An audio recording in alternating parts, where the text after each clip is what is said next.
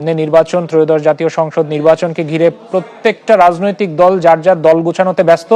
আজকে বিএনপি এবং বিএনপি সমমনা যে রাজনৈতিক দলগুলো তারা মনে করে, তারা বিশ্বাস করে যে তারেক রহমানের বাংলাদেশে আসার সাথে সাথে রাজনৈতিক প্রেক্ষাপটটা আরো এক নতুন মাত্রা পেল এবং একই সাথে যে রাজনৈতিক দলগুলোর যে হিসাব নিকেশ সেগুলো নতুন করে হয়তো খাতা খুলে আজকে হিসাব করতে বসে যাবে। বিশেষ করে বিএনপি এবং সমমনা দল, একই সাথে তার রাজনৈতিক প্রতিপক্ষ, তারাও নিশ্চয়ই নতুন করে একটা কৌশল নেবেন যে কিভাবে যার যার রাজনৈতিক অবস্থানকে শক্ত করে সামনে নির্বাচনে জয় লাভ করা যায়। তারেক রহমানকে ফুল দিয়ে গ্রহণ করা হয়েছে, আমরা লক্ষ্য করছি যে সেখানে আসন গ্রহণ করেছেন তিনি এবং কথা বলছেন, কুশলাদি বিনিময় করছেন।